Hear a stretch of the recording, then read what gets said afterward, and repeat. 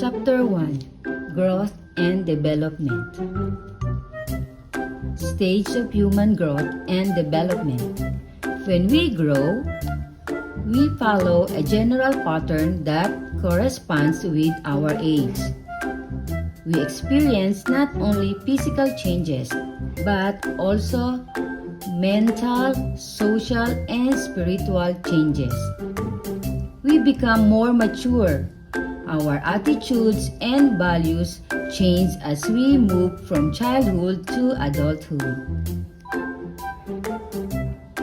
We go through 5 stages of growth and development. They are infancy, childhood, adolescence, adulthood, and old age. The first stage is infancy, lasting from birth to 18 months old. During this stage, the baby develops from a dependent and helpless newborn to a relatively independent toddler. Physical and mental development of an infancy. Rapid growth, increasing ability to move around such as rolling, creeping, crawling, and walking. Increasing ability to coordinate muscles of hands and eyes. Their mental development, easily distracted with short attention span. Positive emotional responses to other infants, such as smiling and reaching towards them. Imitations of others' action. Childhood, the second stage, is divided into 3 parts, namely early childhood, play age, and school age. Early childhood, 18 months to 3 years old. During early childhood, a child experiences significant language development.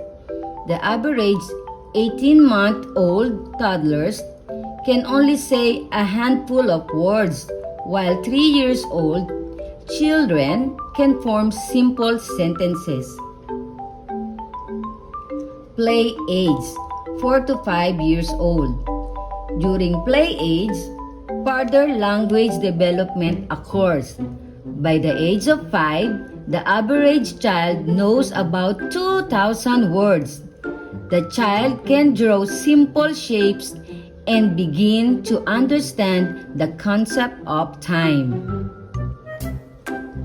School age, 6 to 12 years old. The school age child continues to rapidly increase in height and weight. The child can build complex sentences and focus for a longer period of time. Physical and mental development. Early childhood, their arms and legs lengthening. Ability to name objects and stack blocks, some sharing with others. Play age, increasing new gross motor skills such as running, hopping, tumbling, climbing, and swinging. Ability to draw circles and squares. Attempts to comfort those in distress. School age. Steady gain in height and weight. Ability to define concrete words, remember sentences, and understand concrete analogies. Between the age of 13 and 18, a person is at the stage of adolescence. It is considered the transitional stage from childhood to adulthood. Adolescence is normally associated with puberty. Puberty is the time when our body starts to change from that of a child to that of an adult. From childhood to adulthood, many changes occur, and these changes are brought about by hormones. Hormones are chemicals in our body that controls and regulates the activities of certain cells or organs. However, not all adolescents start to experience puberty at the same age. For girls, it may take place anywhere from the age of 8 to 13. For boys, it is usually later, anywhere from the age of 10 to 15.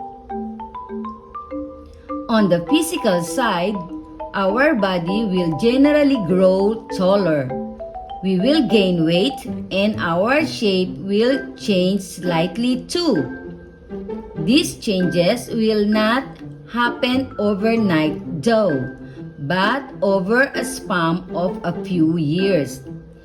In addition, the rate of growth and how much we grow are different from one person to another.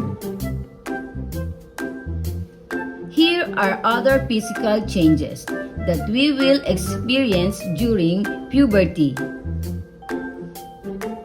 For the male, facial hair, deep voice, hair under arms, wide shoulders, muscular body, grow taller, hair in pubic area, gain weight. For the female, breast grow, hair under arms, curvier body, wide hips, hair in pubic area, grow taller, gain weight, menstrual cycles.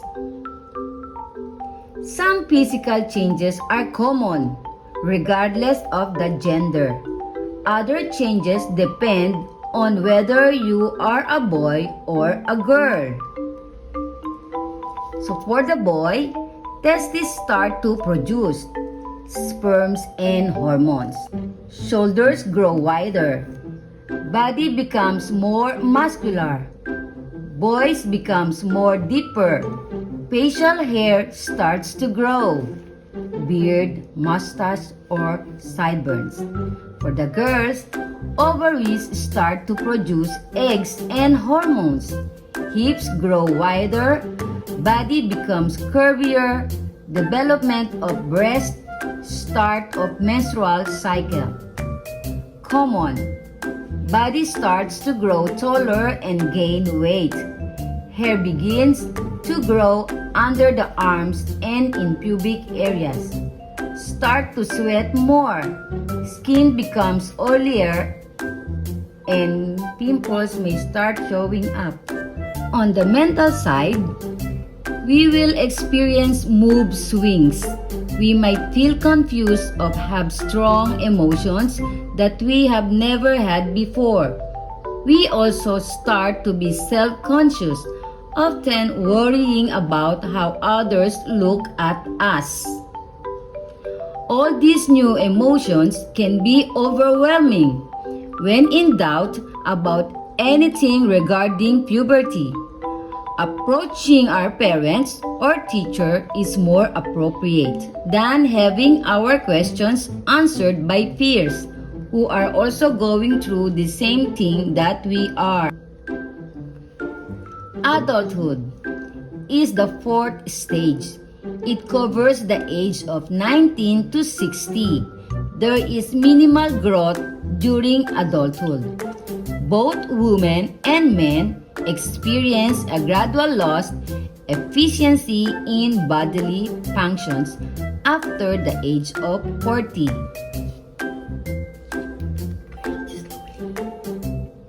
Women will usually enter menopause around the age of 50. This is when their menstrual cycles ends. The fifth stage is called old age. During old age, there is a loss in weight. Most elderly people experience declines in hearing, vision, taste, and smell. These declines are typically gradual and become more pronounced in late old age, around 70 plus. Other Other health-related issues include rising blood pressure, declining lung capacity, and neural loss.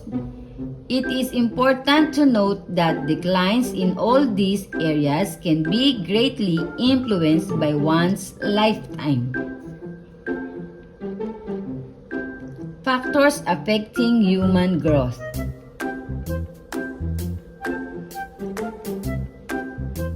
First one, exercise. Active participation in physical activities enhances or maintains physical fitness and overall health or wellness. Second factor, proper nutrition is needed so that we have all the important nutrients required for our growth. Eating a healthy diet improves our healthy and quality of life as we get older. We should eat a variety of food. Carbohydrates give us energy. They enable us to carry out all kinds of physical activities. Fiber cannot be digested by the body. It prevents constipations and helps move the bowels. Proteins are body-building foods. We need proteins for growth and for repair of damaged tissues. Oils and fats provide double the energy compared to carbohydrates. They give warmth. They are stored for future use. The third factor is sufficient rest. Our body needs good and sufficient sleep so that it is well charged physically and mentally for the following day's activities. A minimum of 8 hours of sleep is required of an adult and more for children. Fourth factor, good habits. Stay away from dangerous substances such as cigarettes, drugs, and alcohol. They can damage our body organs and cause disturbances to our mental health.